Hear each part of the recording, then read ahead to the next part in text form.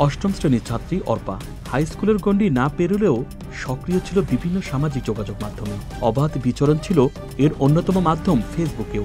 নিজের ওয়ালে ঘুরোঘুরির একটা সময় পরিচয় হয় শিশির নামে এক কলেজ পড়ুয়ার ছেলের সঙ্গে, আর পরিচয় থেকেই হয় বন্ধুত্ব। এরপর শুরু হয় নিয়মিত যোগাযোগ, তবে তা শুধু মেসেঞ্জার চ্যাটিংয়ে সীমাবদ্ধ না থেকে গড়ায় অডিও ও ভিডিও কলে। এভাবে কথা বলতে বলতে দুজনের মধ্যে বাড়তে থাকে ঘনিষ্ঠতা। একদিন ফোনে কথা বলার এক পর্যায়ে ছেলেটি তার বান্ধবীকে কিছু ব্যক্তিগত ছবি তুলে পাঠাতে বলে। ঘনিষ্ঠতা থাকায় অর্পাও কোনো জড়তা না রেখেই কয়েকটি ছবি তুলে পাঠিয়ে দেয়। যদিও ছেলেটির কমিটমেন্ট ছিল একবার দেখেই ডিলিট করে দেবে, কিন্তু কিছুদিন পর এই ছবিগুলো দিয়েই অর্পাকে ব্ল্যাকমেল করা শুরু করে তার ছেলে বন্ধুটি। একের পর এক নিতে থাকে নানা রকম অনৈতিক সুবিধা। একবার দেখে ডিলিট করে দেব, এটি ভার্চুয়াল দুনিয়ায় বেশ প্রচলিত একটি উক্তি। ফাঁদ বললেও অত্যুক্তি হবে না, আর সেই ফাঁদে খুব সহজেই পা দিচ্ছে টিনেজাররা। তাই বর্তমানে সবচেয়ে জরুরি হয়ে উঠেছে সামাজিক ও পারিবারিক সচেতনতা।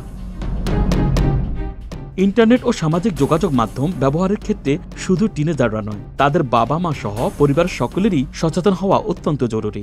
নিজের স্কুল ও কলেজ পড়ুয়া সন্তানরা অনলাইনে কার সাথে কথা বলছে, কি কাজে সে ইন্টারনেট ব্যবহার করছে, এসব বিষয়ে অভিভাবকদের সক্রিয় হস্তক্ষেপ এখন সময়ের দাবি।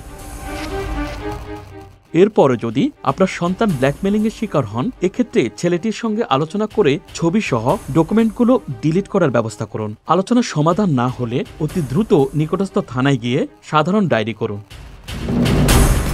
এবার আসা যাক এ ধরনের ঘটনায় আইন কি বলছে। 1860 সালের দণ্ডবিধির 383 ধারা অনুযায়ী এ ধরনের ব্ল্যাকমেইলকে চাঁদাবাজির আওতায় আনা যাবে, আর এর শাস্তি হবে 384 ধারা অনুযায়ী সর্বোচ্চ 3 বছরের কারাদণ্ড। এছাড়া অভিযুক্ত যদি ছবি ছড়িয়ে দেওয়ার হুমকি দেয়, তাহলে দণ্ডবিধির 506 ধারা বলে সরাসরি আদালতে অভিযোগ দায়ের করা যাবে। তবে সেক্ষেত্রে জিডি করলে ফৌজদারি দণ্ডবিধির 506 ধারায় ম্যাজিস্ট্রেটের অনুমতি নিয়ে নন এফআইআর প্রসিকিউশন দাখিল করতে পারবে পুলিশ। সাধারণ ডায়েরির তদন্তে পুলিশ যদি ঘটনার সত্যতা পান, তাহলে হুমকিদাতার বিরুদ্ধে বিচার প্রক্রিয়া শুরুর জন্য দণ্ডবিধির 506 ধারায় প্রতিবেদন দাখিল করবেন তদন্তকারী কর্মকর্তা। এরপর শুরু হবে বিচার প্রক্রিয়া। 506 ধারার অধীনে এ অপরাধমূলক হুমকির জন্য শাস্তি হিসাবে 2 বছরের কারাদণ্ড বা জরিমানা বা উভয় দণ্ডেই দণ্ডিত হতে পারেন অভিযুক্ত অপরাধী। Dhaka express news desk.